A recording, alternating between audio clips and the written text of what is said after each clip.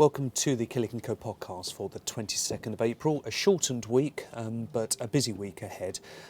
Yesterday, the American markets were open and posted some modest gains, but it's really the pharmaceutical sector that has been the main feature at the beginning of this week. In the US, we saw a $50 billion proposed takeover of the Botox manufacturer Allergan. We've also this morning had details of a big swap of assets between Glaxo and Novartis. We'll talk a little bit more about that. And there continues to be bid speculation around AstraZeneca. AstraZeneca also sees its shares trade in the US, and yesterday they closed up around 9%. So whilst nothing has been confirmed there at the moment, the mere speculation has pushed that share price ahead. So it's pharmaceuticals that are leading the way. But let's first of all take a look at the diary for the week ahead for at least the scheduled announcements. Fair degree of technology companies reporting this week, and that is quite important given the volatility we've seen in the Nasdaq chart over the course of March.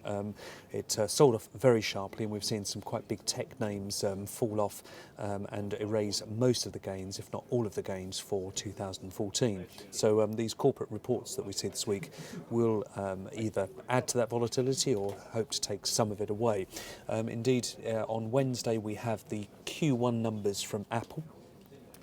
It's a quiet quarter for Apple. It tends to be more second half weighted, where we get the new product news that tends to be the major driver of earnings going forward. But numbers out from Apple, as I say, coming out after the bell on Wednesday evening. We'll also have numbers out from Facebook on that evening as well. That's one stock that has held up better than most in the technology sector. Others, Verizon Communications in the US reports its Q1 numbers.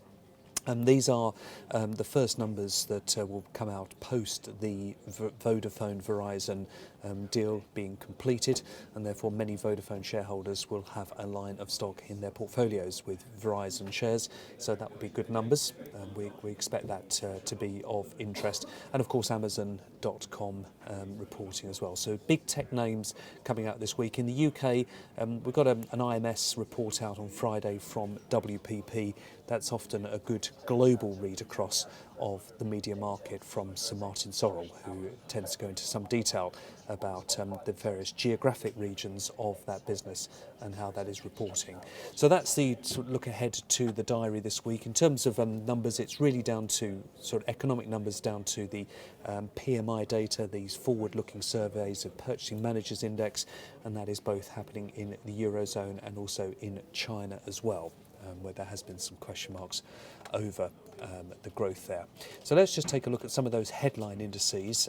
This is a chart of the FTSE 100 for the year to date of 2014, and as you can see, the FTSE 100 is still modestly lower than where it was at the start of this year, and having sort of reached 6850, sold off to 6550, we're some way in the middle of that range at the moment. The index still lagging a touch over some other markets. The S&P 500, for example, having seen a little bit of a sell-off, has quite quickly regrouped and trades back towards near the high. Again, the major difference, I suspect, being those mining stocks, where stocks like Rio Tinto have fallen off around 10% from their highs.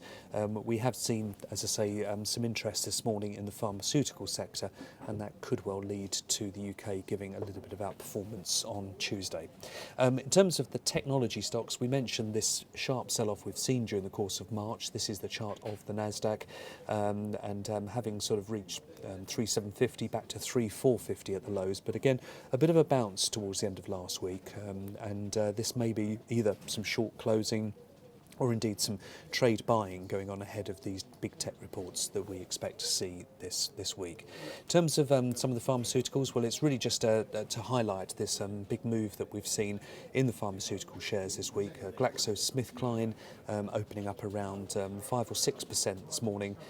This is on the back of this deal between Glaxo and Novartis. It's a three-way deal, includes a joint venture on the consumer healthcare, includes the sale of the oncology marketing business, and also includes them buying the vaccines business from Novartis. The net effect of all of that is that Glaxo think they can achieve around £1 billion of savings over the course of 5 years, and that this combined deal will be earnings accretive from year one. They're also going to look to return around £4 billion of cash to investors by the way of, I suspect, an issue of a B share, and so return of capital, which should be coming up over the course of this year or so. So good news from GlaxoSmithKline. It came, as I say, on a day where we've got bid speculation around AstraZeneca. Surprisingly, still no statement from AstraZeneca. They haven't felt the need to respond to this noise that really started from the Sunday Times at the weekend, has been followed through with conversation in the Financial Times. So it's really still just sitting with the press at the moment about Pfizer being interested in AstraZeneca. No response yet, but it has caused the shares to rise. We've seen further gains in things like Bayer, Novartis and Shire Pharmaceuticals, so the whole sector moving ahead. Really just a comment here on the sterling dollar rate. It's a 5-year high for the sterling against the dollar at this stage, which is clearly either good for businesses that are on the import side, negative for the exporters as it takes away a bit of competitiveness, but as a trade nation we import more than we export, so overall should be positive and should create a more deflationary aspect to the import side of our business. So as I say, sterling dollar being a feature at the moment. Just a quick look at some of these charts on the big tech stocks. This is where Apple sits at the moment, and as you can see it's modestly down year to date. Facebook is modestly up, having given up some of those sort of more extraordinary gains. And finally, just finishing with Travis Perkins. This was a recent recommendation from us, and there has been a bit of a sell-off across the sector, having peaked out at 19.75. They got down to just over £17, rallying back to £18.